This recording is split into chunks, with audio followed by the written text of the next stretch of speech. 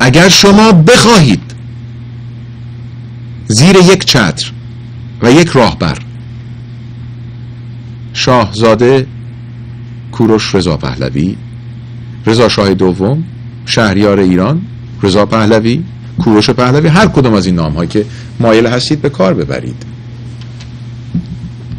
با همت پیشکسوتان ما در دور اطرافمون که در طی تمام این 30 سال زحمات بسیار کشیدند و کمک های مالی و معنوی شما و حضور جوانان، حضور نسل سوم، نسل سومی که ما این همه راجبش صحبت میکنیم، نسل سوخته کماکان روشن، روشنتر از همیشه، تبدیل به مشعل شد.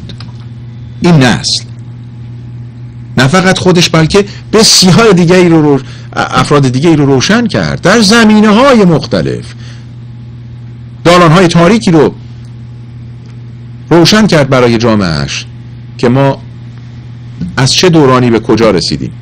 من فکر میکنم تصویرمون فریز شد، داره فریز میشه و مجدد اگر اشکالی در این تصویر به وجود اومد باید پوز شما رو ببخشید، چرا که کامپیوتر اینجا کماکان مورد بعضی موقع هستش که دوچار اشکال میشه و من میبینم، چون این کار رو قبلا انجام دادم و میدونم که بعضی موقع کامپیوتر فریز میکنه به خاطر اون حجم برنامه و گرمایی که در این وسایل وجود داره به هر روی. این هم قسمتی از داستان بود. خدمتتون عرض بکنم که بارها براتون توضیح دادم این یک نمایش نیست، این برنامه شو تلویزیونی نیست، این یک راه سیاسیه، یک رسیدن به آزادی و دموکراسی است، برخلاف کسانی که تا امروز اومدن حتی شعار این رو دادن ولی بیشتر جیب مردم زدن بودن. من به اهورامزدا سوگند، به وجدان سوگند، به هر آنچه که با نام ایران درش زندگی کردم سوگند که این هیچ چیز به غیر از رسیدن به آزادی و دموکراسی برای مملکتم نیست. امیدوارم شما متوجه این داستان بشید و بقیه دوستانتون رو مطلع بکنید از این داستان که داره اتفاق میفته. ما بچه ها این عکس برشان گذاشته دست شما درد نکنه تا اون داستان بیاد رو. بله این هم یکی از، چون پرونده های ما همه، من وقتی که میام تو استودیو تمام فایل ها رو میدم دست بچه ها و این آقا مهدی گل ما که جدیداً وارد استودیو شده خب به انتخاب خودش بعضی از این عکس ها رو برمیداره و روی صفحه تلویزیون میگذاره. سپاسگزاری میکنم. البته باز خدمتتون عرض بکنم بعضی اشتباه نکنن، این جنبه تبلیغ نداره. مثلا اصلا اهل تبلیغ نیستم بخوام راجع به خودم تبلیغ بکنم، چرا که انسان وقتی در یک راه بسیار خطرناک و دشوار قرار میگیره جایی برای تبلیغ نیست. تبلیغ زمانی میکنی که در مملکت خودت حضور داری، آزادی و میخوای کاری برای مردم انجام بدی، در رابطه با خودت شناسوندن خودت بیشتر صحبت میکنی و غیره. کاری که الان ما در نظر گرفتیم و داریم انجام میدیم پر از خطر هست، پر از تهدیدات جانی درش وجود داره، آبروی هر انسان در میون هست و میبایست که ما خودمون رو پاک بکنیم. دیروزم براتون توضیح دادم، حتی تا این حد پیش رفتم که نام سعید رو از خودم برخواهم داشت در روزهای آینده و همون شمیرانی رو نگاه خواهم داشت. میخوام سر تا پا ایرانی باشم، عشقم، روحم، وجودم، سر تا پام از ذره ذره خاک ایران باید باشه، خاکی که پدرانی که رفتند و ارثیه‌ای با نام ایران و ایرانی بر جای گذاشتند. خدمتتون عرض بکنم که یک شماره تلفن هست که میبایست دوستان من در استودیو بگیرن که من فراموش کردم این رو به دوستان بدم. اجازه بدید که من این رو یادداشت بکنم تا بتونیم هموطن عزیز و ارجمندی روی خط بیاریم. من اینجا می‌نویسم. مهدی خان اگر در استودیو هستید لطفاً تشریف بیارید اینجا تا این رو من بهتون بدم، این شماره تلفن رو اگر میشه. بسیار سپاسگزارم. جان اینجاست. جان اوکی پس بذار من خودم پس نمیخواد برگرد بدیم اوکی خیلی متشکرم خیلی ممنون. مهدی جان میتونید یه مقدار این تصویر رو بیارین جلوتر؟ به دلیل اینکه وقتی که ما اون عکسم رو هم بذاریم من احساس میکنم تای سالن نشستم، فاصله سر خیلی زیاد هستش، ما خیلی سریع این رو تنظیمش کردیم. به علاوه اینکه من هنوز وقت نکردم این پشت رو بتونم درست بکنم. بله بسیار زیباست. من اینم میارم اینورتر که مشخص باشه.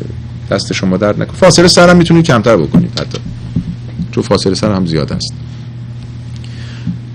به ما میگن مقدار پرفکشنیست ها یه زمانی. بله بسیار عالی، سپاسگزارتونم، مرسی، متشکرم. خدمتتون عرض بکنم این راهی که داریم میریم بسیار پرخطر هست برای من و کسانی که در کنار من قرار گرفتن. بسیاری میبایست در همون پشت بمونن و حضور پیدا نکنن. کارهایی که این دوستان دارن انجام میدن کارهای بسیار درستی است در این خط و نباید هم مطرح بشه تا زمانی که مشخص بشه. استدعا میکنم ازتون، تمنا میکنم که با ما همکاری بفرمایید، ما رو حمایت مالی بکنید به صورت چک و یا مانی اوردر به آدرس پیو باکس، اون زیر نوشته شده پیو باکس 141 لاگونا بیچ کالیفرنیا 92652. آدرس ما اون پایین نوشته شده. چکتون و یا مانی اوردرتون رو فقط با نام UPO برای ما بفرستید. هر مبلغی که دوست دارید، هر مقداری که دوست دارید، هر مقداری که فکر میکنید به زندگی شخصیتون صدمه وارد نمیاره، به ما کمک بفرمایید تا ما دست و بالمون بازتر باشه، بتونیم ساعتهای بهتری رو در خدمت شما باشیم، بتونیم نه فقط این سپاسگزارتونم نه فقط این به خاطر برنامه‌های تلویزیونی هست، چون خدمتتون عرض بکنم که تلویزیون یک قسمت از داستان ماست، همه داستان رو در بر نمیگیره. این وسیله است، ما به دنبال داشتن وسیله فقط نیستیم، این وسیله است برای ارتباط بین من و شما. قسمت دوم کارهای عملی است که ما میبایست انجام بدیم. برای اون کارهای عملی ما $10,000 در یک روز خرجمون میشه برای اون کارهایی که میخوایم انجام بدیم. امیدوارم متوجه بشید، امیدوارم باورم بکنید، امیدوارم نمیدونم دلتون با ما باشه، قلبتون برای ایران بتپه. امیدوارم نسل ما رو حمایت بکنید تا ما از این نکبت 30 ساله خارج بشیم و نه فقط خودمون رو، آیندگانی که ایرانیانی که در خارج از کشور میخوان بمونن رو آزاد بکنیم. برای سالهای بعد باید در آمریکا بمونن، هیچ اشکالی نداره، ولی با نام و اعتبار ایرانیان و ایرانی بودن در سرتاسر آمریکا قدم بگذارن. و همچنین بچه‌های پا برهنه و پاپتی ایران رو نجات بدیم و ثروت رو میان ایرانیان تقسیم بکنیم و حتی داشتن بنیادهایی مثل بنیاد پهلوی که در اون سالها برای ایرانیان زده شد اینجا رو در اینجا داشته باشیم. سرمایه ایرانیان رو در طول این 30 سال که ضبط شده در این آمریکا به ملت ایران برگردونیم و غیره. این کارهای اساسی است که ما میتونیم انجام بدیم، ولی بدون حمایت شما نمیتونیم. متاسفم که بعضی ها فقط حالت شو و اینجور چیزها رو به راه انداختن و ما دوچار چنین مشکلی هستیم. به همین خاطر هستش که بعضی زنگ میزنن میگن آقا ما نمیدونیم چه کار بکنیم، به که کمک بکنیم. نمیدونم دیگه بیش از این چگونه میشه توضیح داد. تنها توضیحی که میتونم بدم شاید بعد از کشته شدن من و امثال من شماها بیدار بشید، بگید آقا این داشت میگفت این چیزها رو ما گوش نمیکردیم. امیدوارم بعد از مرگ سهراب نوشدارو به ما نیارید بدید.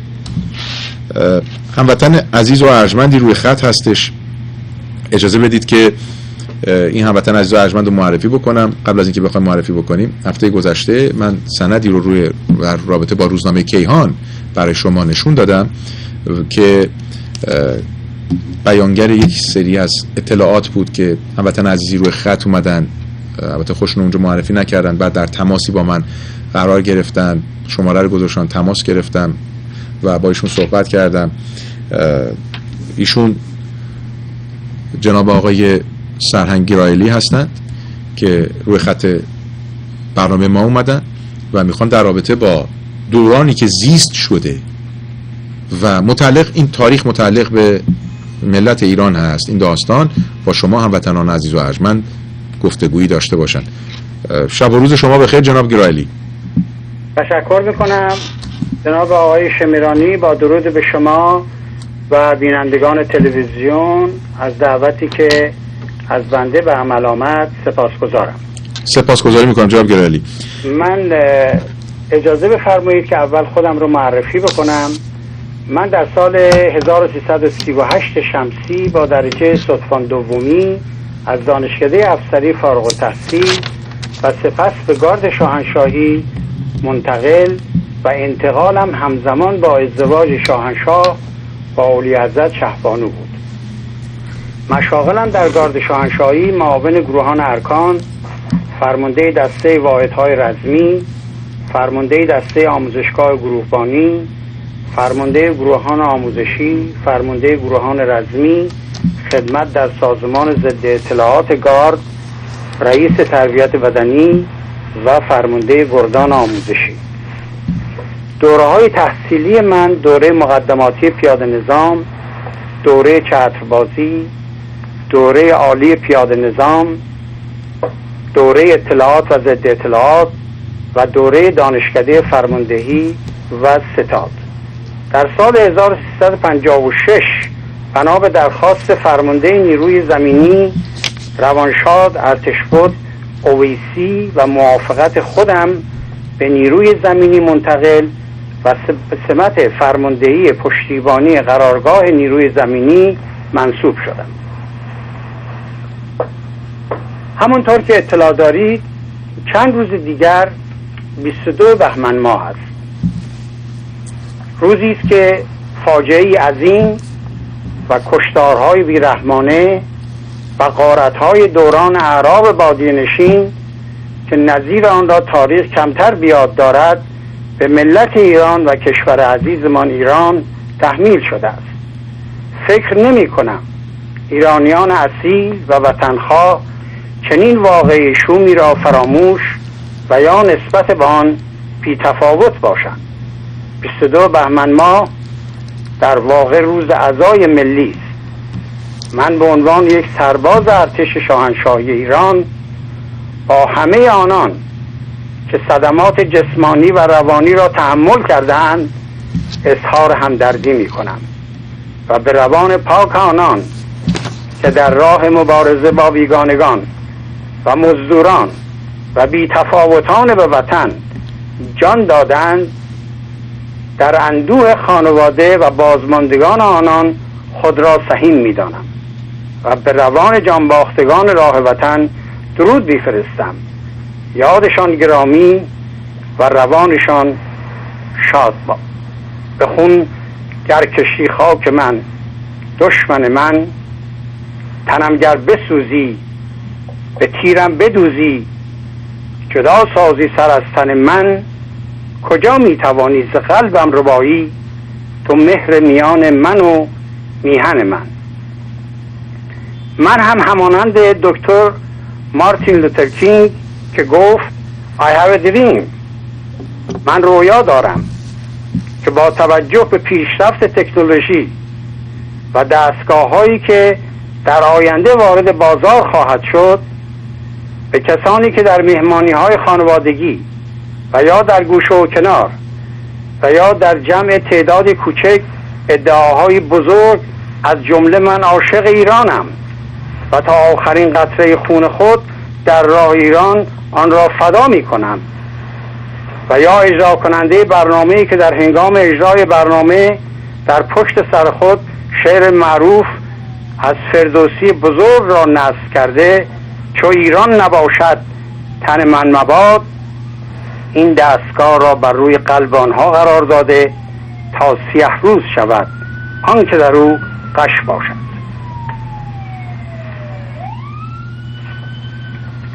در اینجا اجازه بفرمایید که توضیح رو به عرض شما و بینندگان محترم برسانم. شاید من در صحبت‌های خود چندین بار از کلمه من استفاده کنم. این من رو حمل بر خود بزرگبینی نکنید. در نیمه دوم سال 1345 در زمان ریاست ستاد بزرگ تیمسار ارتشبد آریانا دستور داده شد که در نیروهای مسلح از کلمات ایرانی در گفتارها و نوشته‌ها استفاده نمایند. بدین منظور به تیمسار سپهبد دکتر سعادتمند رئیس روابط عمومی ستاد بزرگ دستور دادند که کلاسی بدین منظور تشکیل شود و افسرانی از کلیه نیروها به این کلاس ها دعوت شده که پس از طی کلاس به یگانهای خود رفته و این دوره را در یگان خود تأمین دهند. به جای کلمه جنگ کلمه آفند، به جای کلمه دفاع پدافند و به جای سلام درود و به جای خداحافظی بدرود. ضمناً طی بخشنامه‌ای به نیروهای مسلح دستور داده شد که از این تاریخ در مکالمات و نوشتارها از کلمه من به جای کلمه این جانب و بنده استفاده شود. بنابراین از تاریخ بخشنامه تمام افراد نیروهای مسلح به جای کلمه بنده و این جانب از کلمه من استفاده می کردن. از اوایل سال 56 همزمان با انتقال من به نیروی زمینی ناآرامی هایی در بعضی از شهرستان ها و تهران آغاز گردید و به طوری که میدانید خرابکاران و عوامل خودفروخته به تأسیسات، بانک ها، مؤسسات دولتی حمله ور شده و خساراتی را به وجود می آوردند. به همین مناسبت چون شهر اصفهان یکی از مراکز صنعتی کشور بود و برای جلوگیری از خسارات و صدمات خرابکاران حکومت نظامی در آن شهر انجام و اولین فرماندار نظامی در این شهر روانشاد تیمسار سرلشکر ناجی به این سمت منصوب و مشغول به کار گردید. بعد از خروج شاهنشاه وضعیت عمومی شدیدتر شد و اغتشاشات و اعتصابات هم بیشتر گردید. در تهران و در شهرهای بزرگ و حتی بازار یعنی مرکز معاملات و اقتصاد کشور، کارخانه های دولتی و خصوصی، بنادر و گمرکات به علت اعتصابات کارمندان و کارگران در حال تعطیل بود. اغلب مغازه‌داران در خیابان‌ها از ترس آتش سوزی و غارت مغازه‌های خود را تخلیه و بسته بودند. بیشتر بانک‌ها را در تهران و در شهرها آتش زده بودند و به طور کلی امور بانکی کشور تعطیل شده بود. تولید نفت به حداقل و حتی کمتر از مقدار مصرف مورد نیاز کشور رسیده بود. بنزین و مواد سوختی پیدا نمی‌شد. مردم شبها هم در مقابل پمپ بنزین در صف ایستاده بودند. نفت موجود هم در دست انجمن‌های اسلامی بود که به وسیله عوامل خود به درب خانه افراد جنوب تهران برده و به آنها می‌فروختند. مواد غذایی کمیاب بود، ولی به دستور خمینی جلاد ایران ویرانگر در جنوب تهران و محلات فقیرنشین نفت رایگان و ارزان در اختیار مردم می‌گذاشتند. دانشگاه‌ها، دبیرستان‌ها، دبستان‌ها، حتی کودکستان‌ها را نیز تعطیل کرده بودند.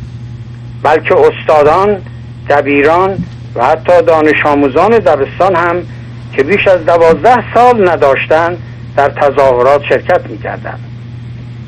ورزشگاه‌ها را تماماً بسته بودند. سینماها را اکثراً آتش زده بودند. بقیه هم در حال تعطیل بودند. تنها کار و سرگرمی مردم شرکت در تظاهرات و راهپیمایی‌ها بود. پزشکان و بیمارستان‌ها نیز از پذیرفتن پرسنل نیروهای مسلح و خانوادهشان خودداری می‌کردند و داروخانه ها هم از فروش دارو به آنها امتنان داشتند، به طوری که بعد از مدت‌ها وقتی خمینی جلاد دستور پذیرفتن پرسنل ارتش را به پزشکان صادر کرد، در تاریخ 20 دی ماه 1157 سازمان ملی پزشکان چنین اعلام نمود: با اعلام نظر خمینی از این تاریخ پزشکان و کادر درمانی در بیمارستان‌ها و مطب‌های خصوصی بیماران ارتش را پذیرفته و مطابق روال همیشگی دفترچه‌های بیمه مجدداً معتبر است. غالب مغازه و فروشندگان مواد غذایی نیز از فروش اجناس به پرسنل ارتش خودداری می‌کردند. این گوشه‌ای از حوادث ماه‌ها و روزهای پایانی این شورش اسلامی شکوهمند بود. در ساعت 7:30 صبح روز 22 بهمن افسر نگهبان درب پادگان تلفنی اطلاع داد که سربازی که در برجک مینی سیتی مشرف به جاده لشکرک مشغول پاسداری بود به سمت او تیراندازی شده. بلافاصله با کلینیکی که در پادگان داشتیم تماس گرفتم، با سرهنگ دکتر جوادی صحبت کردم و از او خواستم که فوراً با آمبولانس سرباز مزبور را به بیمارستان شماره 1 برساند که این عمل انجام و هیچگاه سرهنگ دکتر جوادی با آمبولانس به پادگان مراجعت نکردند. دلیلش هجوم مردم به سمت پادگان لویزان بود. جناب مهدی اگه در استودیو هستید یک لحظه صدای منو میشنوید اینجا تشریف بیارید. شما ادامه بدید. من رادیو مرتباً مردم را به حرکت به سمت گارد شاهنشاهی تشویق و هدایت میکردن. پادگان گارد شاهنشاهی در شمال قرارگاه نیروی زمینی قرار داشت، بنابراین مردم به طرف لویزان حرکت میکردن، چون تمام کلانتری ها و پاسگاه های ژاندارمری و دیگر پادگان ها و دوایر ارتشی در تهران قبلا به تصرف شورشیان در آمده بود. بعد از تیراندازی به سربازی که در داخل برجک مشغول نگهبانی بود، مشاهده کردند که افسر نگهبان به اتفاق سایر عوامل نگهبانی محل پاسدارخانه را ترک می کنند و به داخل پادگان می آیند. تلفن های دفترم مدام زنگ می زدن. قسمت های مختلف زیر امرم یا تقاضاهایی داشتند یا خبری را می خواستند اطلاع دهند. همچنین افسران و درجداران از قسمت های مختلف مراجعه کرده و تقاضاهایی داشتند. به این ترتیب من شدیداً مشغول بودم تا بالاخره در ساعت 8 صبح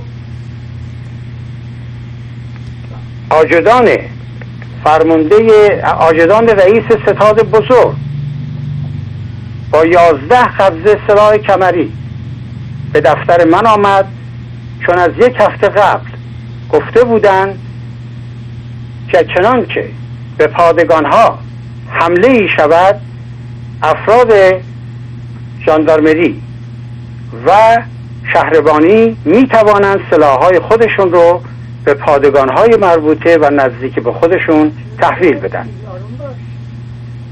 روی این حساب اینها از 11 قبضه سلاح کمری که مربوط به رئیس ستاد بزرگ بود، یعنی محافظین رئیس ستاد بزرگ بود، به دفتر من آوردن و از من خواستن که من اینها رو تحویل عرض کنم که اسلحه خانه بدم. بعد از انجام این کار عرض کنم که من توانستم به اتاق فرمانده نیرو رفته و از او بخواهم که برای چه شما در اتاق خودتون منتظر چه هستید.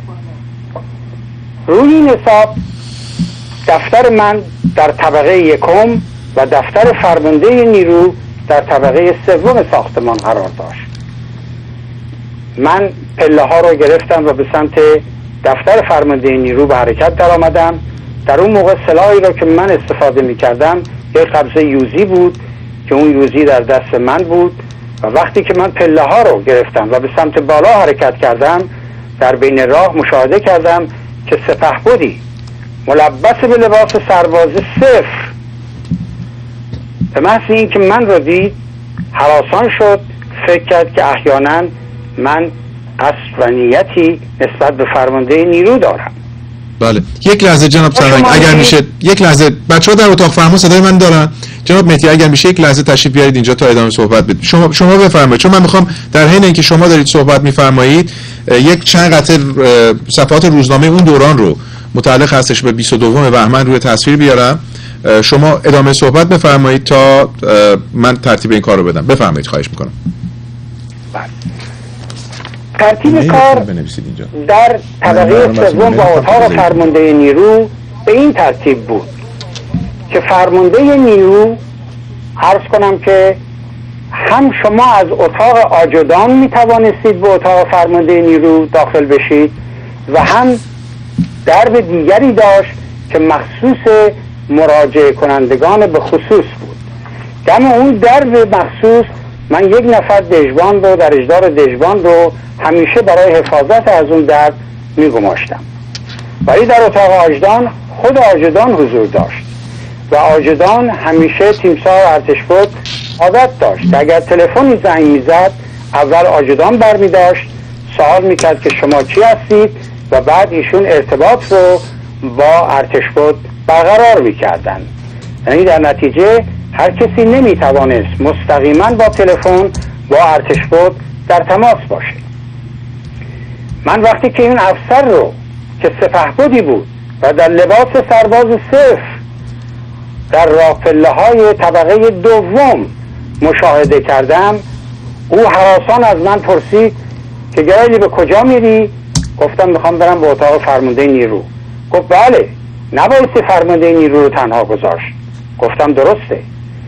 من حرکت کردم به سمت اتاق فرمانده نیرو، دیدم که آبدارچی که ما در اونجا داریم نیست.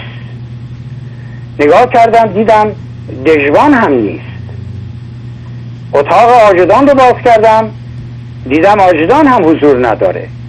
به خودم گفتم عجب گرایدی، پس تو در پایین هستی، خبر از بالا نداری که چه خبره. وارد اتاق آجدان شدم، در اتاق رو باز کردم و از دربی که از داخل اتاق آجدان وارد اتاق فرمانده نیرو می شد، من از اون درب وارد شدم و